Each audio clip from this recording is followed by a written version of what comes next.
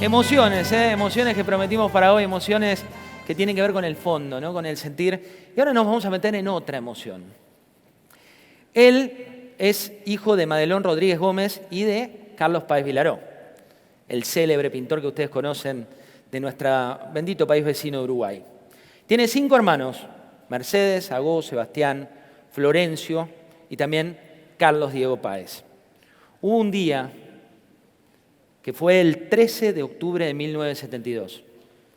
Ese día, él tenía 18 años y formaba parte de algo que fue muy célebre, lamentablemente, por lo que ocurrió, que fue el accidente de los Andes.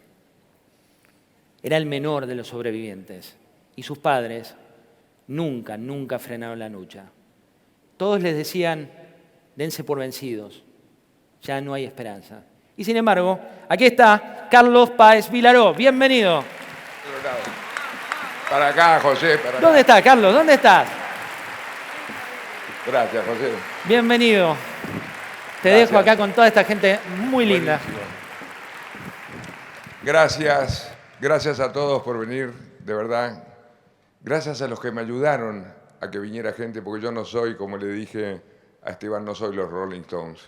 Cuando me dijo conseguí el Movistar Arena, yo dije, pero mirá que no soy los Rolling Stones. Digo, hay unos fanáticos de la historia nuestra, pero... Entonces se me ocurrió enseguida decir que alguien me ayude. Mateo Salvato, porque le había hecho una aplicación, un genio.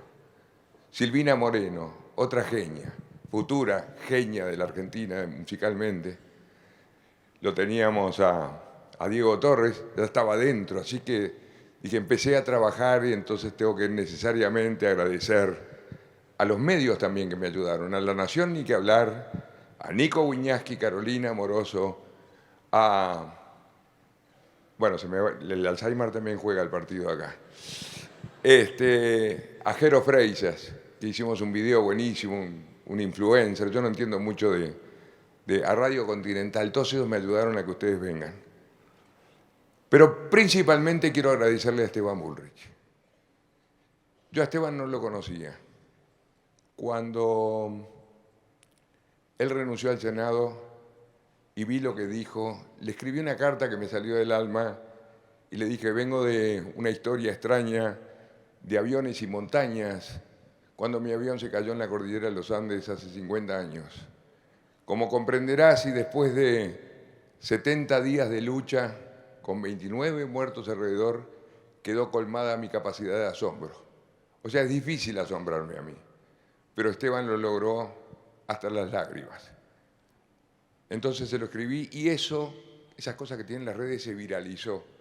Y empecé en una amistad corta, cuando fue a Montevideo lo fui a ver y le dije, te regalo una conferencia. Y el otro día me dijo, bueno, Movistar Arenas. Digo, no hay tantos fanáticos. De cualquier manera, me gusta empezar esta charla de hoy con una frase que aprendí hace poco tiempo, una frase de San Francisco de Asís, que la tengo como frase de cabecera y que aplica en mi caso y aplica en el de Esteban y aplica en cualquier empresa. San Francisco decía así, empieza por hacer lo necesario, luego lo que es posible y te encontrarás haciendo lo imposible.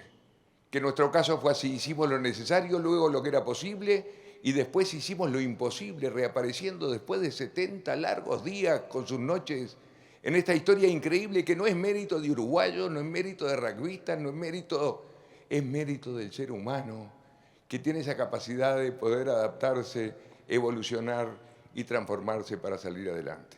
Y es de eso lo que vamos a hablar hoy aquí. Lo que está haciendo Esteban es exactamente lo mismo que dijo San Francisco. Empezó haciendo lo necesario, luego lo que es posible y quizás todos juntos lo vamos a ayudar a hacer lo imposible. Gracias, Esteban.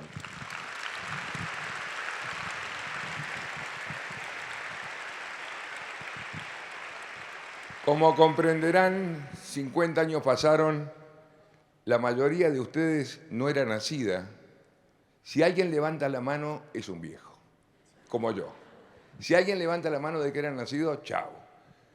Entonces yo compaginé un video que es parte de la realidad, parte de las películas. Se hicieron 3 películas, 9 documentales, 26 libros escritos, pero lo compaginé. Dura 12 minutos, pero para ponerlos en el contexto sobre todo los que no eran nacidos, para saber de qué va lo que vamos a hablar. Los dejo con el video y nuevamente, gracias Esteban.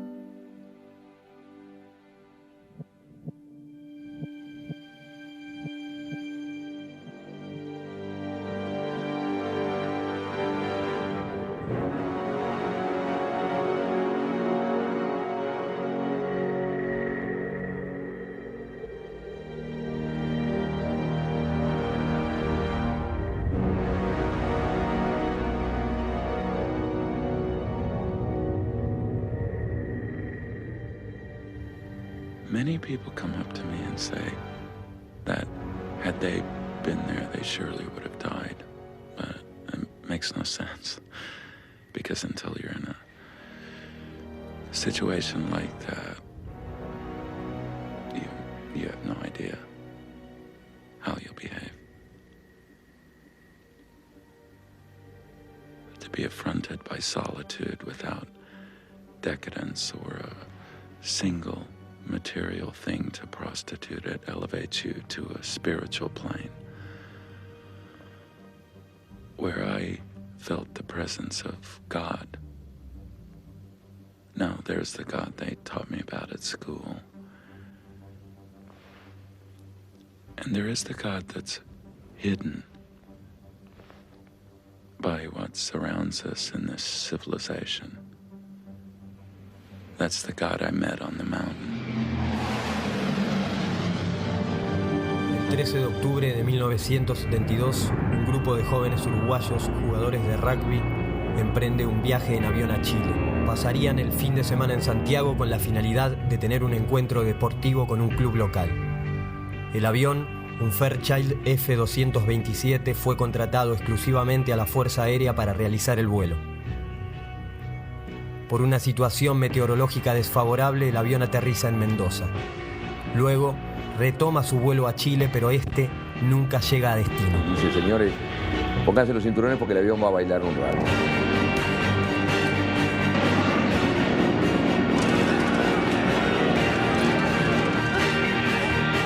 El avión se empieza a mover y de pronto un pozo de aire gigantesco que bajamos 600 metros de golpe.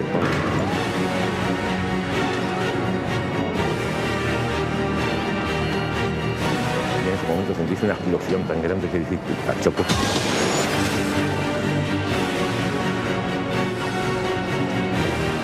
Cae en una especie de pista de esquí, con tal suerte que no tocamos una sola roca. Y abrí los ojos. El otro que se clavó un fierro y no sabes qué profundidad tiene, otro que está en coma y parece que está perdido.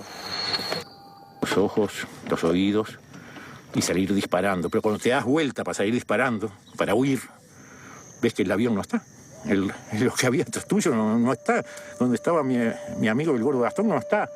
Hay un gran agujero y el paisaje que se ve es nieve, nevando. Que van a ir a buscar, cuestión de horas y todo, y zafé de todo esto, y cómo me salvé, qué suerte que ya terminó. El avión se cayó, y cómo se cayó si salió ayer. Luego parece que quedaron en Mendoza por el mal tiempo, y hoy salían para Chile y el avión desapareció del mapa. Señor Carlitos, el avión de su hijo se perdió en la cordillera. El avión de su hijo se cayó. Y entonces dame ropa, porque él estaba sin ropa, y entonces agarró el ropero de Carlitos, que tenía el mismo talle, y se llevó unas ropas de Carlitos, camisas y sacos, y ahí partió. Y de ahí en más no paramos nunca. ni un día ni nada, porque así eran videntes, eran parapsicólogos, eran todo, vivíamos en acción haciendo cosas para buscarlo. Él dijo, lo veo muy claro, dijo, es un avión blanco que nunca lo van a encontrar porque se confunde con la nieve. Hay vida y hay muerte. Ese día que dejamos de sobrevivir para empezar a vivir. O sea, por supuesto que fue el peor garrotazo que recibí en mi vida cuando Nicolich me dice, Carlitos, tengo una buena noticia para darte. Yo le digo, ¿qué pasó, Gustavo? Y me dice, acabo de escuchar una radio chilena donde dicen que dieron por finalizada la búsqueda del avión uruguayo y van a venir a buscar los restos nuestros en febrero cuando vengan los de hielo. Se me empezó a pasar la idea de que íbamos a tener que buscar energía en algún lado. Carlitos acá a mi derecha, muy cerca. Digo, mira, Carlitos, yo voy a salir de acá. Para salir de acá tengo que comer. Y yo lo miré, no dije nada, porque yo también había pensado el asunto, pero me acuerdo que me quedé con esa contestación de Nando. Che, Adolfo, Nando está loco. Y Adolfo me mira y me dice, no, Carlitos, yo con mis primos ya lo pensamos.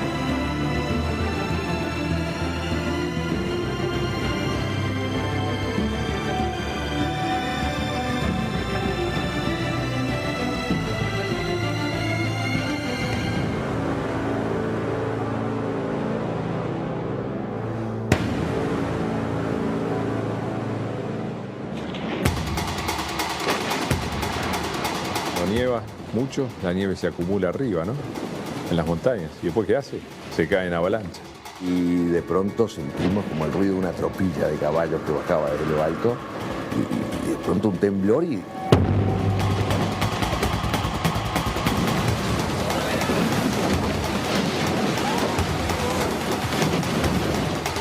quedamos sepultados por la nieve, todos, menos Roy y yo. Y empezamos a escarbar y era horrible la sensación porque sabíamos que en la medida que yo buscaba a mis amigos, había otro que se me estaba muriendo. 19 personas sin poder salir de adentro del fuselaje del avión durante 3 días.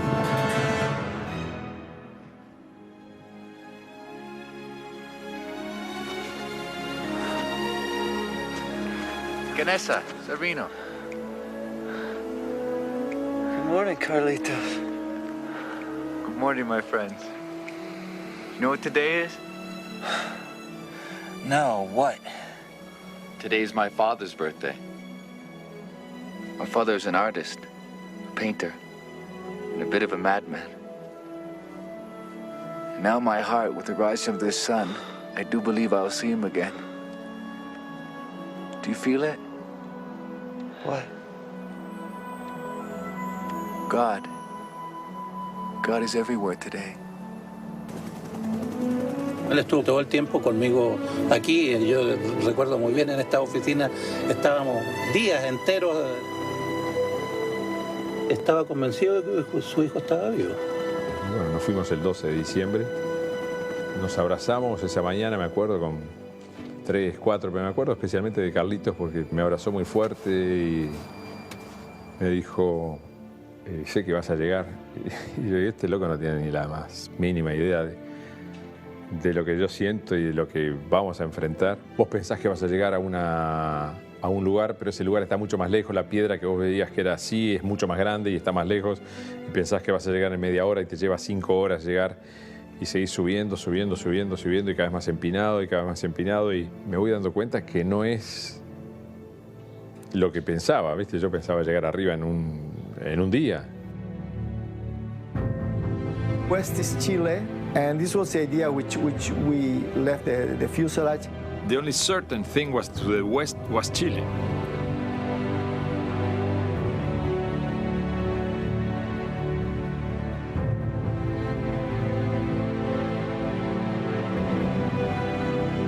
Y los vimos trepar durante 3 días, cada vez puntitos más chiquitos, todos mirando para arriba. Nosotros siempre teníamos una especie de miedo de que ellos volvieran para atrás, porque eso era que se nos cortara la ilusión. Después de caminar 20 metros, Parrado se da vuelta y vuelve hacia mí y me dice... No sé qué vamos a hacer, cuánto nos va a llevar esto. Si tienen que utilizar el cuerpo de mi familia, háganlo. O sea, no duden. O sea, la duda no les impida seguir viviendo, ¿no?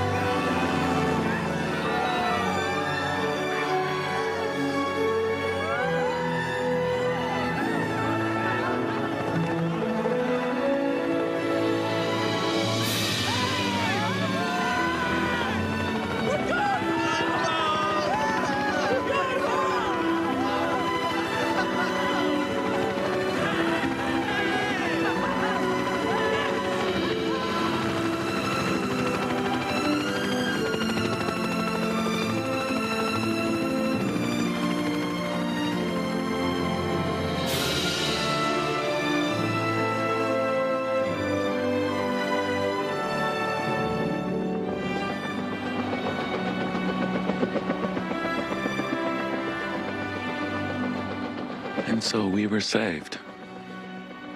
Nando and Canessa breached the Andes, and we were saved.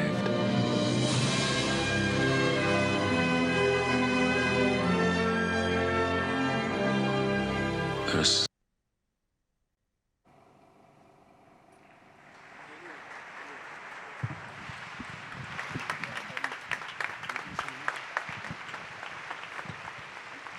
Gracias. Creo que lo más insensato que han hecho en el día de hoy es este aplauso, porque creo firmemente que la vida es uno de los derechos más necesarios que tiene el ser humano y la vida no se aplaude, la vida hay que vivirla. Y es un poco, cuando vi las remeras de acá de la Fundación, la vida es hoy, claro, la comparé con nuestra historia, era lo que teníamos, era nuestro capital. Canessa decía que el libro Nuestro Viven se debería llamar tal vez Mañana, porque nosotros hicimos mucho en el día de hoy para que sucediera algo en el día de mañana. Que es un poco lo mismo, lo que hace Esteban, todo en el día de hoy para que suceda algo en el día de mañana. Y cuando vi la otra remera que dice me define la actitud,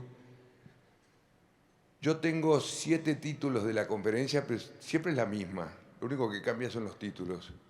La gente me dice, no, dame un poco de trabajo en equipo con... La que más me piden es una que se llama actitud, actitud, actitud. Porque fue la actitud la que nos sacó de los Andes. Nuestra historia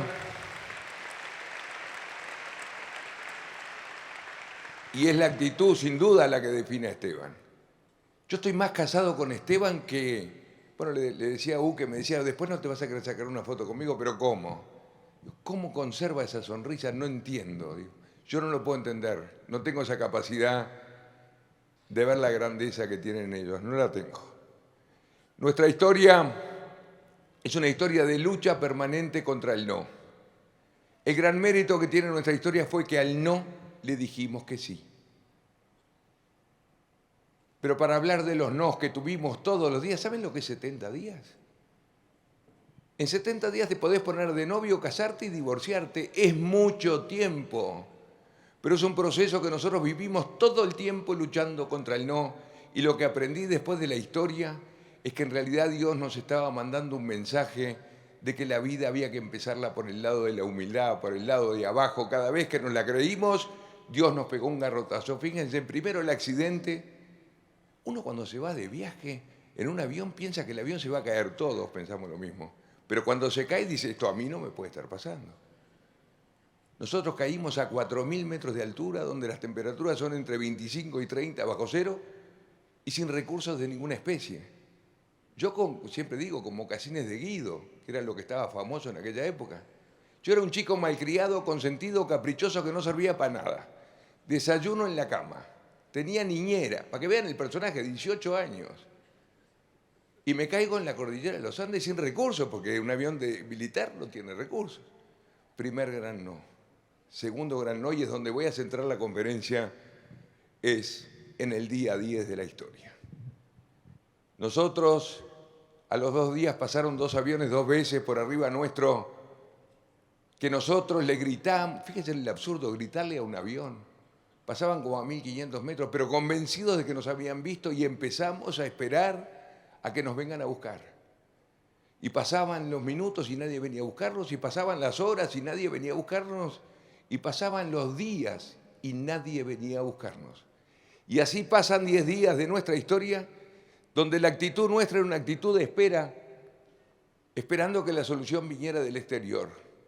Y en el día 10 yo escribí un libro que se llama Después del día 10. ¿Y qué es lo que pasa en el día 10? Que para mí es el día fundamental de la historia.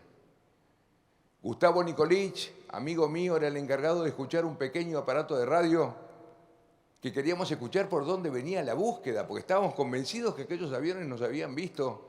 Estaba del lado afuera del fuselaje, nevando, y de pronto irrumpe en el fuselaje y me dice, Carlitos, claro, me quería proteger, era el más malcriado de todos, tengo una buena noticia para darte. Digo, ¿qué pasó? Usted, Coco, le decíamos. Y se acabó de escuchar una radio chilena donde el locutor dijo que dieron por finalizada la búsqueda del avión uruguayo y van a venir a buscar los restos nuestros en febrero cuando vengan los deshielos. Yo digo, pero ¿cómo buena noticia, hijo de puta? ¿Cómo buena noticia? ¿Cómo te podían decir a vos que era una buena noticia que no nos buscaban más? Y él me dice, ¿sabés por qué, Carlitos, es buena noticia? ¿Por qué? Le digo yo. Porque ahora dependemos de nosotros y no de los de afuera. Digo, ¿pero cómo dependemos de nosotros si no tenemos nada? Y él me dice, Carlitos, tenemos que encontrar nuestros propios recursos. Y ahí comienza, fíjense que nosotros padecimos, quizás debemos ser muy pocos en el mundo que hemos padecido la noticia de no existir más. Yo me imaginaba la fotografía en la estufa de mi casa, misas, de todo un poco, y nosotros ahí. Y yo la cosa que no podía entender es que el mundo siguiera andando. Este libro que se llama Después del día 10 se iba a llamar Gira, Gira, como el tango. Porque yo no entendía de que el 8 de diciembre se festejaba el Día de las Playas en Montevideo a 35 grados de temperatura, que la gente seguía jugando al fútbol, que los astronautas llegaban a la Luna y nosotros perdidos en los Andes, porque el ser humano es tan arrogante que se cree que cuando a uno le pasan cosas, el mundo se detiene. ¿Y sabe lo que aprendí? Que el mundo sigue andando. Un garrotazo a la arrogancia. Pero ahí volver a empezar, volver a pelear. Miren, esta historia, hace 8 años sucedió la historia de los mineros en Chile, que la prensa del mundo entero se empecinó en comparar con la nuestra, porque tienen algunos puntos en común. Las dos historias fueron en Chile, bueno, en realidad la nuestra fue en Argentina, pero hasta ese momento eran en Chile. Las dos historias duraron lo mismo, 70 días. Los mineros chilenos aparecieron el 13 de octubre, que fue el día que nosotros nos caímos, pero tienen una gran diferencia. En el día 14 todos nos enteramos, todos, el mundo entero nos enteramos de que los mineros estaban con vida. En cambio, en la historia nuestra, en el día 10, nos enteramos de que todos, porque así lo vive el ser humano, todos, absolutamente todos, el mundo nos había abandonado. Y ahí nos dimos cuenta que la historia era nuestra historia. Y ahí se convierte nuestra historia en una de las historias más notables de trabajo en equipo, no por haber sido un equipo de rugby, porque el ser humano está diseñado para trabajar en equipo. Lo que rompe los equipos es la arrogancia cuando uno busca logros personales. Esta es una historia, y un poco escuchaba lo que decía Mateo, hoy acá es una historia de todos juntos. Era imposible, yo digo siempre que si hubiera sido un avión de línea, se hubieran muerto todos, porque cada cual hubiera cinchado para su lado, inclusive diferentes religiones. Imagínense un judío, un musulmán, un católico, todos en un avión de línea, terminan todos peleados con distintos objetivos y se hubiera... En cambio nosotros teníamos, gracias a Dios, éramos conocidos, teníamos el mismo objetivo, teníamos hasta la misma religión. No digo que la mía sea la mejor, digo que teníamos el mismo horizonte y teníamos la inconsciencia de la gente joven. La inconsciencia. Fíjense en que después, con el tiempo, lo que caminaron Parrado y Canessa, que fue una bestialidad, 70 kilómetros en las cumbres más altas de la cordillera, llevó la National Geographic, llevó 2 alpinistas que demoraron lo mismo, especializados lo mismo, porque el alpinista no toma los riesgos que tomaron ellos, porque fue eso lo que nos sacó. Fuimos inconscientes. Y después de ese día 10, de saber de que no nos buscaban más, siguen los nos. Siguen los nos. Primero tuvimos que tomar la decisión de alimentarnos de nuestros compañeros muertos, que es una decisión que surge por haber cumplido el proceso de 10 días de no comer nada, de 10 días de saber de que no nos buscaban más. Y no queda otra. Si querés vivir, no queda otra. Y nosotros, los católicos, que pensamos que hay alma y cuerpo, se nos hizo más fácil. Otra vez el no. Y seguimos para adelante, y en el día 16 viene una avalancha. Nos tapó a todos, quedamos sepultados durante 3 días sin poder salir de adentro del fuselaje. Murieron 8, mis 2 mejores amigos murieron ahí. Yo pasé mi cumpleaños, yo cumplí 19 años abajo de la nieve y no podíamos salir. Y el 1 de noviembre, que era el día del cumpleaños de mi padre, hicimos un esfuerzo adicional y logramos retirar la ventana de la cabina del piloto. Y había quedado todo tapado el avión, menos el techo que daba ras. Y el único objetivo que yo tenía era salir a saludar a mi padre, a transmitirle su feliz cumpleaños, pero por sobre todas las cosas, a transmitirle que yo estaba libre de ese infierno de nieve. Y ustedes me dirán qué sentido tiene que yo salga al techo del avión a saludar a mi padre si mi padre jamás se va a enterar. ¿Y a mí qué me importa el sentido?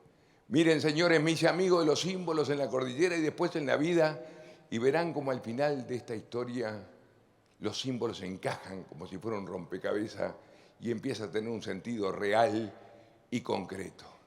La avalancha vuelve a cambiar la historia y para encontrar lo positivo dentro de lo negativo, miren qué horrible lo que les voy a contar. Lo único que tuvo de positivo la avalancha fue que rompió con los pequeños grupos. Nosotros éramos 5 amigos inseparables, quedamos 3. Otros eran 4 amigos inseparables, quedaron 2. Otros eran 3 amigos inseparables y quedó 1. Y de la avalancha en adelante nos fusionamos en un solo grupo y nos fuimos transformando en una especie de máquina para vivir. Y es que nuestra historia se convierte en una de las historias más notables de trabajo en equipo y todos empezamos a trabajar para que Parrado, Canessa y Vicentín salgan adelante. En una historia monumental de trabajo en equipo. Y vuelve otra vez el no, salen a caminar ellos después de 1 mes y medio y encuentran la cola del avión donde estaba el equipaje nuestro. Intentan hacer funcionar la radio, vienen a buscar a Roy Harley, que era el estudiante de ingeniería, se lleva el radio hacia abajo donde estaban las baterías, logra un cortocircuito y se rompe la ilusión. Otra vez el no. Llegaron frustrados de la cola, pero con algunas alegrías. Trajeron 131 cajas de cigarrillos. Nosotros llevamos cigarrillos a Chile porque Chile era la época de Allende, estaba desabastecido, que no lo promuevo, pero en ese momento fue, pues claro, nuestra historia fue tan larga que nos dio para dejar el vicio y volverlo a retomar. Si encontraron algo en la cola de comer, nunca nos lo dijeron, ni nos lo dirán. El año pasado, hace 2 años yo iba para México, en el mismo avión que Parrado, le digo, che, Nando, decime la verdad, entre todas las valijas, estaba todo el equipaje nuestro, ¿no había algo de comer? Y me lo sigue negando, y yo estoy seguro que algo había. Y trajeron de la cola esa tela acolchada que servía para el aislante de la calefacción.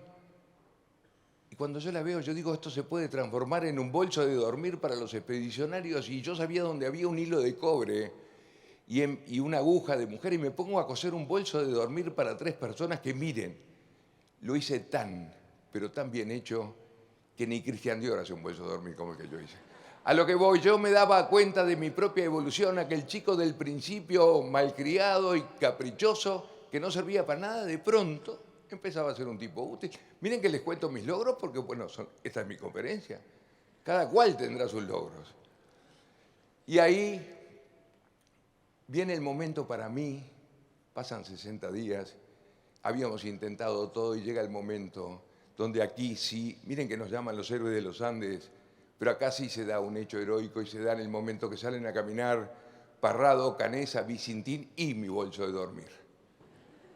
Yo le doy un valor humano. Y habían caminado 20 metros y vuelve Parrado hacia atrás y se dirige a mí y me dice, Carlitos, antes de irme quiero darle un beso a la cruz de tu rosario.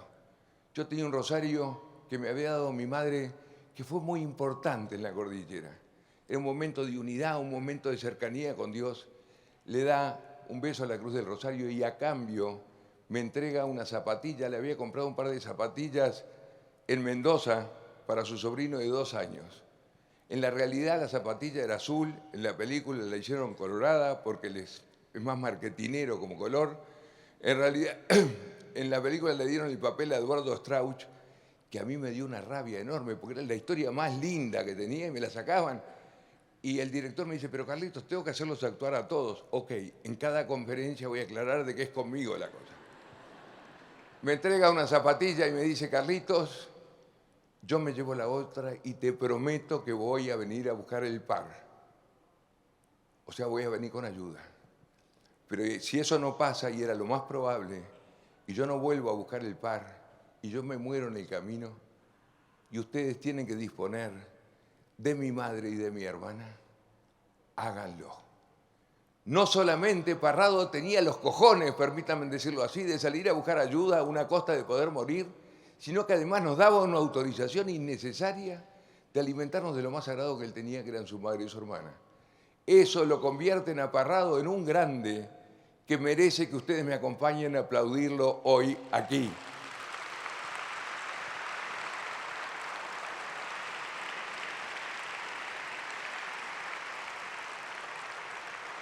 Y ustedes me dirán qué sentido tiene que lo aplaudamos a Parrado si Parrado no se va a enterar de este aplauso. ¿Y a mí qué me importa? Miren, señores, creo que una de las banderas más nobles que el ser humano tiene es la bandera del reconocimiento. ¿Y cómo no le voy a reconocer a Parrado la grandeza que tuvo? Y salen a caminar y fue desesperante. Lo que ellos pensaron subir en un día, demoraron 3. Durante 3 días veíamos los puntitos chiquititos y al tercer día vemos que uno de esos puntitos bajaba y nosotros, ante tanta historia negativa, dijimos, los otros 2 se han muerto y fuimos al encuentro. Demoró 3 horas en bajar lo que habían demorado 3 días en subir y cuando llegamos a él era Vicintín, que venía con la noticia de que habían llegado hasta la cima de las montañas y cuando miraron hacia el otro lado, en vez de encontrar los verdes prados chilenos, que era lo que suponíamos que tenía que haber, se encontraron con un panorama patético y desolador que eran montañas y más montañas y más montañas. Y ahí tomaron la decisión Parrado y Canessa de quitarle la comida que tenía Vicintín y su ropa y lo mandaron al fuselaje con un mensaje para todos nosotros de que ellos 2 iban a seguir adelante aún hasta morir. Eso, señores, se llama actitud. Eso se llama actitud, porque ellos podían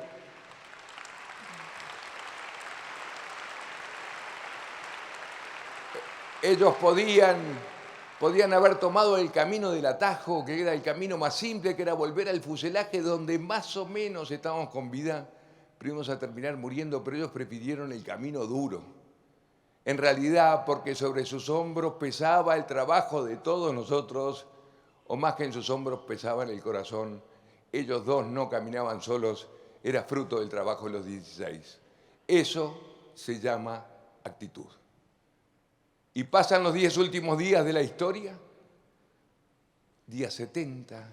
Yo me acuerdo que yo estaba llorando desesperadamente, abrazado a José Luis Inciarte, llorando, una historia que no se resolvía.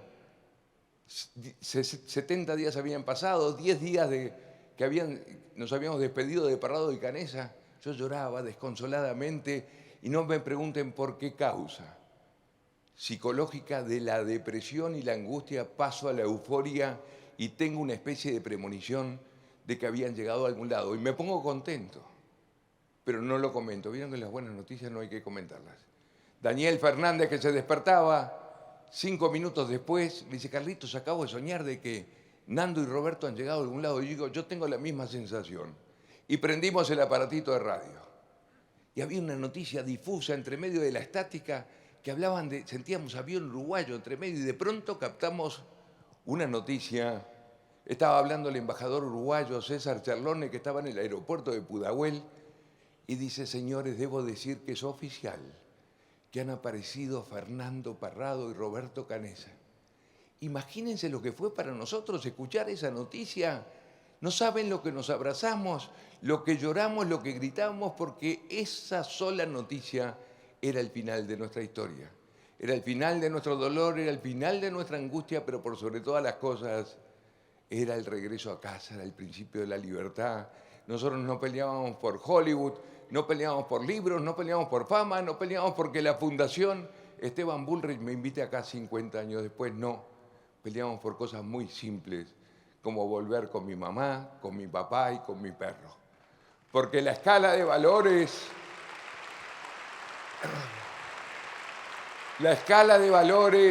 cambia y se empiezan a potenciar las pequeñas, grandes cosas que son las que le dan el verdadero sentido a la vida.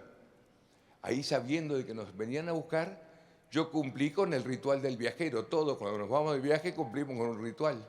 Yo me afeité, que se me hinchó la cara. No es lo mismo afeitarse acá con agua caliente que ahí arriba, 25 bajo cero. Me destrocé la cara. La segunda cosa que hice fue peinarme con gomina, como hoy, que fue lo único que se salvó en el avión de que comiéramos. Pues no se la recomiendo, la gomina es inmunda. Y la tercera cosa que hice fue hacer mi valija. ¿Qué era mi valija? Mi valija era un pantalón que le hacía 2 nudos y ¿qué ponía dentro? Yo ponía 3 cinturones de seguridad que a mi modo de ver yo le estaba robando a la Fuerza Aérea Uruguaya. ¿Para qué los cinturones de seguridad? Mi mamá tenía un Fiat 850 que en aquella época era algo caro, los europeos nos mandaban los autos sin cinturón de seguridad, pero estaba de moda tenerlos con cinturón de seguridad. Y yo me acuerdo que era algo caro. Yo dije, bueno, me llevo 3 para el auto de mi mamá, precisaba 2, pero me llevaba 1 de repuesto. ¿Por qué les hago este cuento? Miren, yo le doy conferencias a financieros, banqueros. Podría cambiar este final de la conferencia. Total, nadie sabe buscar un contenido más inteligente, la brújula, el barómetro. ¿Por qué les hablo de eso? Porque es otra vez el símbolo. Era lo que me vinculaba con mi madre, que era por las cosas que yo peleaba. Así que ahí, bien peinado, muy mal afeitado, con mi valija hecha nos sentamos a esperar la llegada de los helicópteros, que demoraron bastante. Nosotros decíamos, todavía no nos van a encontrar. Y de pronto, 5 me quedan, mirando ese valle donde nunca habíamos visto nada, absolutamente nada, más que una vez que pasó un cóndor, que pasó con intenciones de comernos a nosotros, y nosotros nos hacíamos los muertos esperando que bajara el cóndor para comernos nosotros al cóndor. Empezamos a sentir en la lejanía ese ruido maravilloso de las aspas del helicóptero que se siente de muy lejos, que se empezaba a aproximar cada vez más, y de pronto irrumpen en ese valle esos 2 divinos pájaros, así los veía yo, portadores de libertad, no los puedo ver como algo mecánico. Me sigo emocionando hablando de la llegada de los helicópteros. De la portada de mi libro, acá hay una cruz roja. Que el ser humano es un empecinado en ver los símbolos en negativo. La cruz es algo que tacha, es algo que elimina, es sinónimo de muerte. Yo lo veo en positivo, lo veo como las aspas del helicóptero, un símbolo de libertad, que es un poco de lo que se trata cuando cuento esta historia, mirándola desde el lado positivo. Y aparecen esos helicópteros y empiezan a dar la vuelta y empiezan a bajar. Y de 5 o 6 metros de altura se descuelgan 3 personajes del Cuerpo de Socorro Andino chileno, y uno de ellos, cuando cae, empieza a gritar mi nombre. ¿Quién es Carlitos Páez? ¿Quién es Carlitos Páez? Yo digo, ¿y este mono a mí de dónde me conoce? Yo me caí, no sé ni dónde. Digo, ¿soy yo? No, es que tengo 2 cartas para usted. ¿Cómo 2 cartas? Y me entrega 2 papeles escritos en rojo. El primero de ellos decía así: querido Carlitos Miguel, como ves, nunca le fallé. Te espero con más fe en Dios que nunca. Tu madre llega ahora nomás a Chile. Un abrazo, el viejo. Y ahí me doy cuenta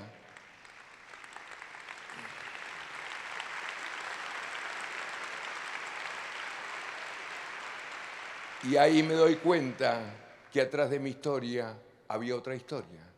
Y me empiezo a dar cuenta que empezaba a tener sentido que yo aquel día, después de la avalancha, hubiera salido a saludar a mi padre, como que los símbolos encajaban, como si fuera un rompecabezas. Y cuando abro la segunda carta, mucho más linda que la primera, era una carta dirigida a todos, con un helicóptero dibujado, y decía así: hola chicos, acá les mando un helicóptero como regalo de Navidad, porque era 22 de diciembre.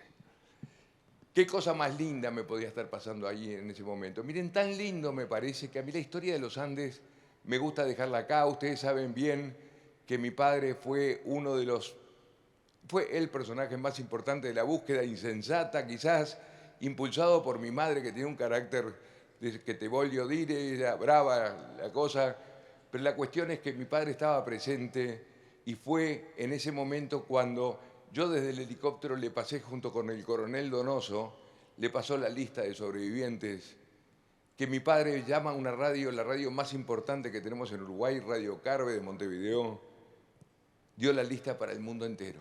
Le dicen: Carlos, el Uruguay entero está detenido. El Uruguay tuvo 2 episodios que detuvieron al país. Una fue en 1950 en la final de Maracaná, cuando le ganamos a Brasil. Espero que no haya ningún brasilero, los quiero mucho igual. Y la segunda vez fue cuando aparecimos nosotros. Entonces, mi padre le dice: la lista la tengo aquí enfrente, pero no tengo autorización para darla. Y pasa el intendente Sepúlveda y le dice: Carlos, si es para Uruguay, dé la lista nomás. Cuenta mi padre en su libro, Entre mi hijo y yo la luna, que agarró la lista, la tapó con una hoja en blanco y empezó a leer los nombres 2 veces, como lo pedía el cronista. Por suerte, alguien la grabó La tengo acá para compartirla, para que vean lo que se vivía aquel 22 de diciembre del 72.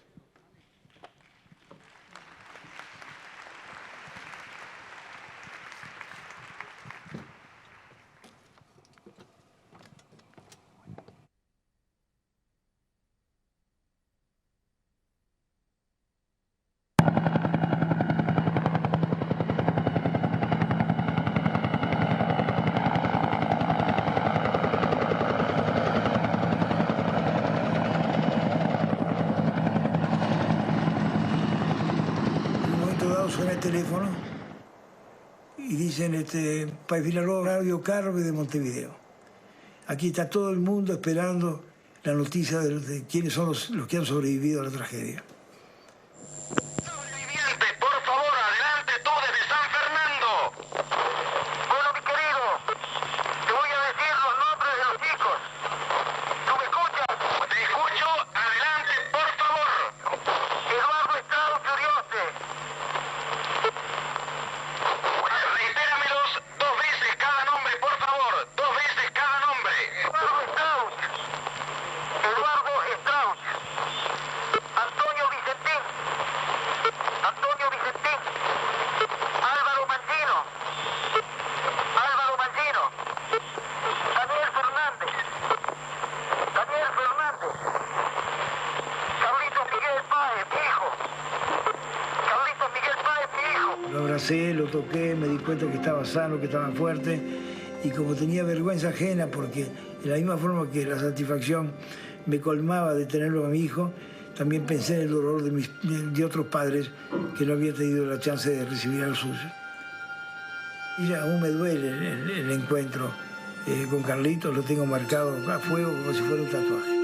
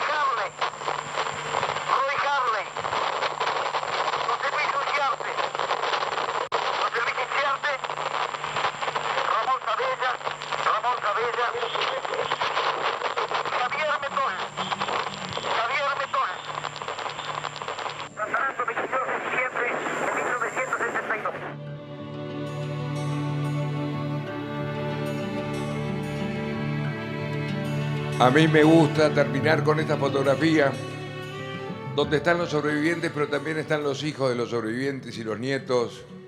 Ustedes no me habrán visto dar mensajes ni consejos a lo largo de toda esta charla, porque los mensajes y los consejos son patrimonio de la arrogancia, y a mí Dios me enseñó de que el camino es por el lado de la humildad. Pero lo único que puedo hacer con todos ustedes es convocarlos a que miren para atrás a sus propias cordilleras, porque aquí cada uno de ustedes tiene su propia cordillera y es tan importante como la mía. De lo que se trata es de mirar para atrás, pero para ir para adelante. Y cuando yo miro para atrás a mi cordillera y veo esta foto, digo que valió la pena nuestra ilusión, que valió la pena nuestra pasión, que valió la pena nuestra actitud para que triunfe la vida. Valió la pena. Señores,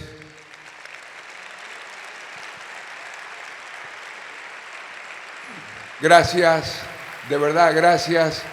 Y los dejo con Esteban. Gracias, José. Gracias, Carlos. Gracias, gracias.